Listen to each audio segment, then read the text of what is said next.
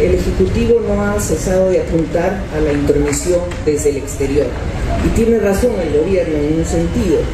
Mundo Indígena nos ayuda a comprender el alcance mundial de los conceptos y los derechos que también han postulado los pueblos indígenas amazónicos del Perú. No se trata de un complot continental, sino de procesos de reconocimiento y consagración de derechos que han tenido lugar en el seno de diversas instancias del sistema de Naciones Unidas y de la propia Asamblea General.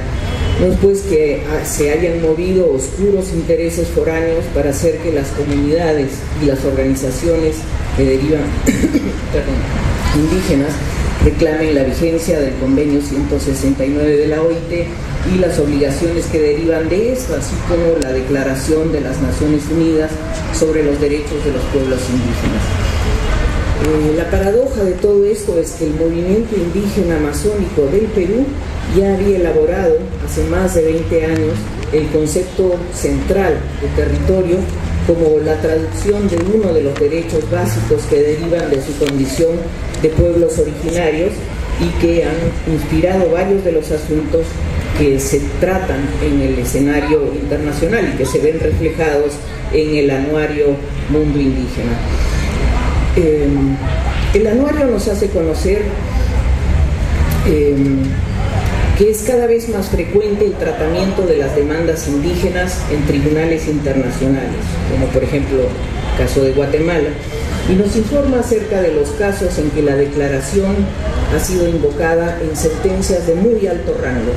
Al propio gobierno de los Estados Unidos de Norteamérica se le ha señalado que, independientemente de su posición en el debate de la declaración en las Naciones Unidas, una vez aprobada la declaración, debe tomarla como guía para interpretar sus obligaciones frente a los pueblos indígenas y como estándar de sus políticas frente a ello.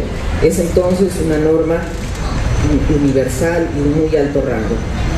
No está de más por eso que funcionarios, diplomáticos, miembros del Congreso, autoridades judiciales peruanas y los ciudadanos se familiaricen mejor con este proceso internacional y sus alcances, y para ello la segunda parte de Mundo Indígena ofrece además una actualización sobre estos procesos internacionales y sus distintos espacios de seguimiento. El anuario Mundo Indígena puede ser aprovechado de múltiples maneras. En su forma general es un utilísimo atlas político que revisa la situación política de las diversas regiones del mundo a propósito del tema de la presentación del estado de la protección de derechos indígenas en el mundo, y ofrece una información importante sobre las circunstancias de estos pueblos en los distintos países y regiones. Por otra parte, Mundo Indígena ofrece una valiosa información acerca de las formas en que diversos estados están adecuando su legislación al Convenio 169 de la OIT y a la declaración. En este sentido, es una herramienta muy útil para quienes deben estar involucrados en las reformas legales que son imperativas en el país. Desde reformas constitucionales en algunos países hasta cambios en las normas administrativas para asegurar la vigencia de derechos reconocidos en estos instrumentos internacionales, su implementación. Algunos países muestran importantes avances en términos de reconocimiento de derechos. Leemos con sana envidia cómo gobiernos y países como el de Australia y el de Canadá se han tomado en serio el tema de la reconciliación y han pedido a sus respectivos pueblos indígenas disculpas por las injusticias del pasado y por los abusos históricos, mientras que en el Perú el gobierno actual regatea la conformación de una comisión para investigar las causas que derivaron en la protesta de los pueblos indígenas del año pasado y este año. No hay que ir tan lejos. En Paraguay también una comisión de la verdad y justicia ha llegado a la conclusión de que el Estado tiene responsabilidad en los despojos continuados de tierras que el movimiento indígena ha denunciado a lo largo de décadas.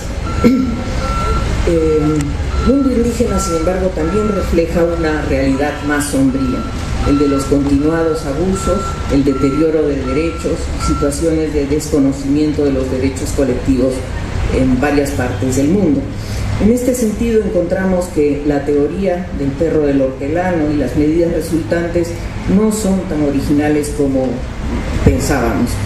En diversos países se han formulado lo que se ha llamado una legislación para el despeje, vía reformas de leyes forestales, normas para viabilizar la mercantilización de los territorios indígenas o para forzar a las comunidades a alquilar sus tierras en esquemas de arrendamiento a largo plazo.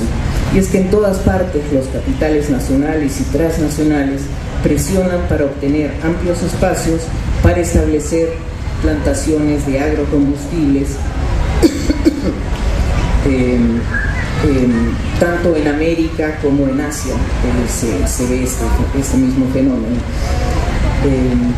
En más de un lugar, como en Venezuela y en Perú, han tenido lugar intentos de reformar la legislación indígena a través de procedimientos de excepción que procuran evitar no solo consultar con los propios interesados, los pueblos indígenas, sino evitar la discusión en los cuerpos legislativos, en sus respectivos congresos. Así también, en más de un país se ha alegado la voluntad separacionista, secesionista de los pueblos indígenas para no demarcar y no titular territorios indígenas. Los informes de Mundo Indígena nos dejan ver el alcance de las presiones sobre la minería sobre los territorios indígenas en América, en Asia, en África y en Oceanía. La minería penetra crecientemente en nuevas fronteras, provocando la resistencia de los pueblos indígenas. Eso está documentado en los distintos informes por país del Mundo Indígena. Es una situación grave en distintos países. Los informes por país que reporta Mundo Indígena en el 2009 nos anticipan también una situación que se intuye en el aire. Como se señala aquí, como se advierte en el anuario Mundo Indígena, la venta de servicios ambientales se va convirtiendo en el nuevo paraguas conceptual para justificar la mercantilización de los bosques y la privatización de servicios y recursos básicos, afectando los derechos de los pueblos indígenas. Hay que estar atentos en relación a estos procesos y hay que saludar la aparición puntual de Mundo Indígena 2009. Gracias.